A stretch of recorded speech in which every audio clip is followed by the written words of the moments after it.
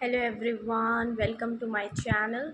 तो आज फ्रेंड्स मैं बात करूंगी एंजाइटी की। जैसा कि मैं अपनी वीडियोस में बताती रहती हूँ कि ये जो डेवलपमेंटल डिलेज़ और डिसऑर्डर्स हैं, चाहे ऑटिज़म हो गया या एडीएचडी हो गया, इन सब चीज़ों में जितने भी सेंसरी सिम्टम्स आते हैं, बिहेवियरल इश्यूज़ आते हैं, वो एंगर होता है। ये सारे जो इश्यूज़ होते हैं, इसका जो मेन कॉज़ होता है, the main cause behind all these issues is anxiety. तो इस एंग्जाइटी का आप लोगों को पता होना चाहिए, क्योंकि एंग्जाइटी कभी भी बढ़ेगी तो फिर हमारा स्टिमिंग बिहेवियर आ जाएगा, सेंसरी प्रोसेसिंग डिसऑर्डर वाले सिम्टम्स शो करेगा बच्चा। So there is a very very close relationship between autism and anxiety. ठीक है। अब आप लोग पता कैसे करें कि आपके बच्चे को एंग्जाइटी हो रही है ना? ये बहुत ही इम्पॉर्टेंट है, क्योंकि it is related to the brain. ठीक है। ब्रेन में जो एमिगडाला हमारा पार्ट होता है, कल हमने वीडियो में बात की थी हमारी हाइपोथैलेमस की और थैलेमस की, कि किस तरह से ये हमारा पार्ट कंट्रोल करता है बिहेवियर्स को, और इसके जब कनेक्शंस वीक होते हैं तो हमारा बिहेवियर ऑल्टर हो जाता है, और इसमें कनेक्शंस लूज़ होने की वजह से बिना सोचे समझे जो बच्चा है वो बिहेवियर्स शो करता है जो इनवॉलंटरी होता है। ठीक है, अंदर से उसको नहीं पता होता है। उसी तरह अब आपको ये पता होना चाहिए कि अगर बच्चे में एंग्जाइटी है तो आप कैसे पता करें, क्योंकि anxiety is the root cause. अगर वो नहीं ठीक हो रही तो फिर जितने भी थेरेपीज़ हम ले लेंगे उससे हमारी चीज़ें नहीं ठीक होंगी। कौन सी चीज़ें नहीं ठीक होंगी? हमारे सेंसरी सिम्टम्स नहीं ठीक होंगे, है ना? बिहेवियरल इश्यूज़ नहीं ठीक होंगे। टेम्पररी आपका फ़र्क रहेगा कि जैसे अगर ओटी सेंटर है वो वहाँ पे इश्यूज़ नहीं शो कर रहा, कहीं भी नई जगह लेके जाएंगे तो वो शो करेगा। तो अगर बच्चा कंफर्टेबल महसूस नहीं कर रहा है, सोशल एनवायरनमेंट में बाहर जाना उसको पसंद नहीं है, स्कूल में टेंट्रम्स बहुत ज़्यादा शो कर रहा है, स्कूल में सेटल होने में उसे दिक्कत आ रही है, उसको इट मीन्स कि कहीं ना कहीं उसको सोशल एंग्जाइटी है। एंग्जाइटी क्यों आ जाती है? मतलब एंग्जाइटी का क्या मतलब होता है फ्रेंड्स? एंग्जाइटी कब आती है हमें? अगर मान लो सामने हमारे कोई अचानक से हमारे सामने कुछ बहुत ही डरावना हो, फॉर एग्ज़ाम्पल कोई चोर आ जाए, कोई नाइफ़ लेके आ जाए, कहीं पर आग लग जाए, तो ये सब चीज़ें हमारी एंग्ज़ाइटी बढ़ा देती हैं। ठीक है।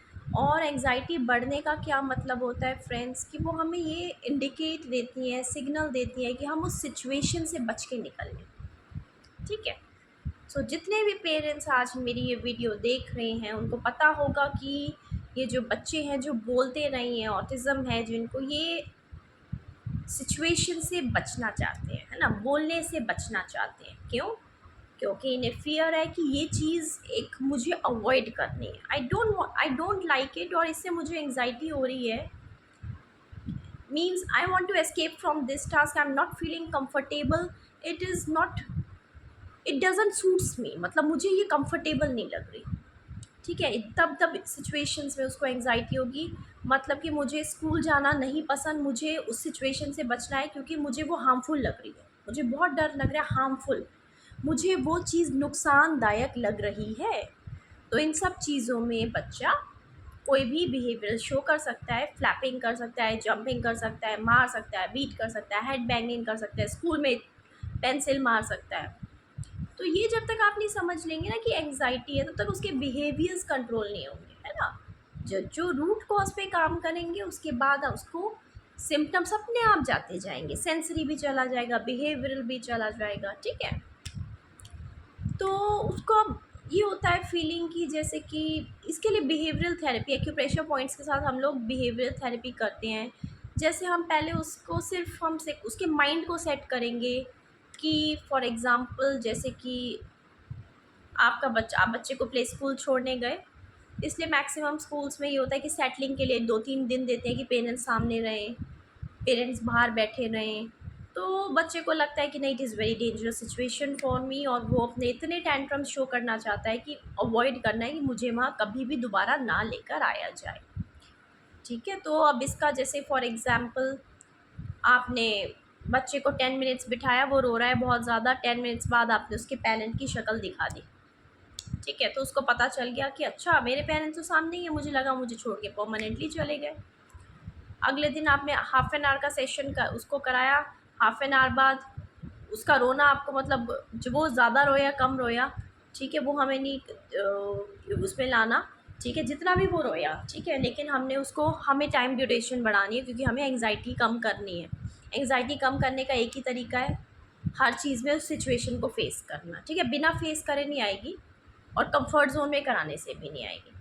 अगले दिन हमने बच्चे को बोला आधे घंटे एक्टिविटी कराया, आधे घंटे बाद उसके पेरेंट्स की शक्ल दिखा दी, वो कह रहा अच्छा अभी तक मेरे पेरेंट्स हैं या नहीं।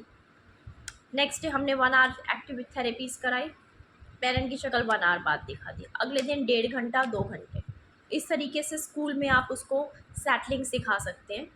अब बात करते हैं फ्रेंड्स की कोई भी एक्टिविटी कराने की, ठीक है, जनरली ये बच्चे पसंद नहीं करते, हर चीज़ इनके लिए टास्क है, ठीक है, हाफ एन आवर से शुरू करते करते एक्टिविटी उन्हें टास्क लगी, वो पूरी कोशिश करेंगे, लेकिन आपको उन्हें डोमिनेट नहीं होने देना, ठीक है, उनके माइंड में ये बिठाना है कि this activity is not at all harmful for you. अगर उस टाइम पे वो चीख रहे हैं, चिल्ला रहे हैं, इग्नोर कर दो या मतलब ये दिखाओ कि हमें फ़र्क नहीं पड़ा and this activity is beneficial for you.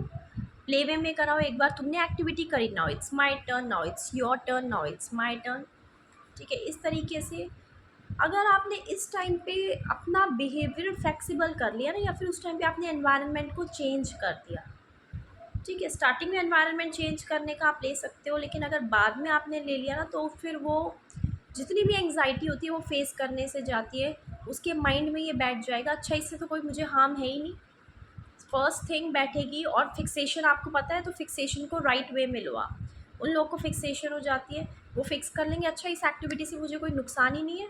Second thing, इस एक्टिविटी को मैं रोऊँगा तब भी मुझे करनी है, मैं रोऊँगा तब भी मुझे बोलना है, मुझे बोलने के बाद ही मुझे रिवॉर्ड मिलेगा, ठीक है। So this is the best part you can do to get your kids out of this disorders. और एंग्जाइटी में सबसे इम्पॉर्टेंट थिंग जो होती है वो होती है कि एंग्जाइटी कम करने के लिए आपको उन्हें खाली बैठना है, खाली बिठाना है, मतलब उनको ज़्यादा से ज़्यादा अलग अलग शेड्यूल्ड एक्टिविटीज़ में नहीं रखना है, ठीक है, क्योंकि एंग्जाइटी बहुत सारी एक्टिविटीज़ में इन्वॉल्व करके कम नहीं होती, कम एक्टिविटीज़ में इन्वॉल्व करके कम होती है। उसको थिंकिंग तभी बढ़ेगी, अंडरस्टैंडिंग तब बढ़ेगी जब आप अपना टाइम खुद उसको देंगे, ठीक है, तो खुद उसको टाइम देके इन्वॉल्व रखना है, ड्राइंग, पेंटिंग, क्राफ्ट, और कोशिश करिए कि जो जो इम्पोर्टेंट टास्क हैं गोल ओरिएंटेड उसी में उसको इन्वॉल्व रखें, ठीक है, जैसे स्पीच नहीं आ रही, वो नहीं आ रहा, एक्स्ट्रा चीज़ों पर में एक्स्ट्रा करिकुलर एक्टिविटीज़ में अभी नहीं जाना है, ज़्यादा चीज़ों में घुसेंगे तो बच्चे की एंग्जाइटी बढ़ेगी। वन स्टेप करते हुए जाएंगे तो आपका गोल ओरिएंटेड ट्रीटमेंट हो रहा होगा तो आपकी रिकवरी जल्दी आएगी, ठीक है। सो ये थी बात एंग्जाइटी की, एंग्जाइटी पहचान लेंगे बच्चे को हो रही है तो आप अपने बच्चे पे अच्छे से मेहनत कर पाएंगे और उसको जल्दी इम्प्रूव कर पाएंगे, ठीक है। बाय।